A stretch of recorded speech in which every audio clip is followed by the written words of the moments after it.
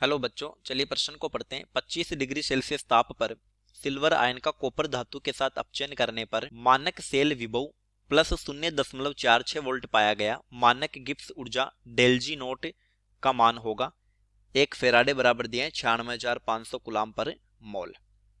चार विकल्प दिए ABCD, सही विकल्प का पता करना है। तो आइए सबसे पहले प्रश्न की मुख्य अवधारणा पे बात करते हैं। मुख्य अवधारणा देखिए, हम जानते हैं डेल्जी नोट बराबर -NF ई नोट शेल। जैसा कि यहां पर डेल्जी नोट होता है मानक गिब्स मुक्त ऊर्जा परिवर्तन, मुक्त ऊर्जा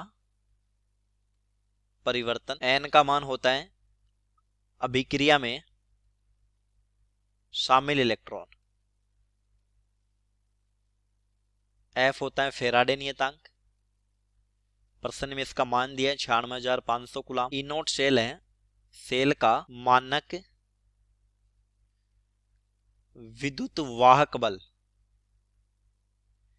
या इसी को बोलते हैं सेल विभव। चलिए प्रश्न को हल करते हैं। देखिए, सिल्वर आयन का कॉपर धातु के साथ अपचयन हो रहा है। तो यहां हुआ क्या, कॉपर का ऑक्सीकरण हुआ होगा। कॉपर सॉलिड बदल रहा है, कॉपर +2 इलेक्ट्रॉन, 2Ag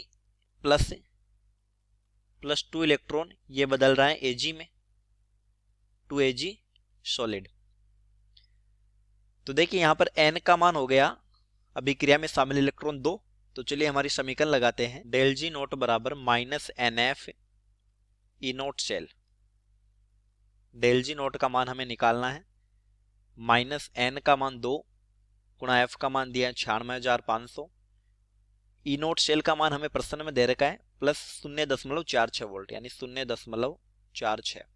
यहां पर लिख लेते हैं ई नोट शेल 0.46 वोल्ट, ये प्रश्न में दिया है। तो जब हम इसको हल कर लेंगे तो यहां से डेल जी नोट का मान आ जाएगा -88,780 जूल। जब हम इसको किलो जूल में बदलेंगे तो 1000 का भाग दे लेंगे, ये हो जाएगा -88.78 किलो जूल। ये हमारा उत्तर हो जाएगा।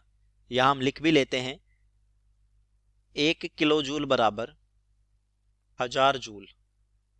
तो चलिए विकल्प की जांच कर लेते हैं। ए विकल्प में दिया है -89 किलो जूल,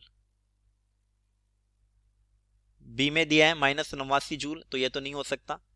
सी में और डी में ये तो अलग ही मान आ गए। तो देखिए -88.78 के बिल्कुल निकट मान है, तो ए हमारा सही उत्तर हो जाएगा। चलिए उम्मीद करता हूं प्रश्न समझ आया होगा। धन्यवाद।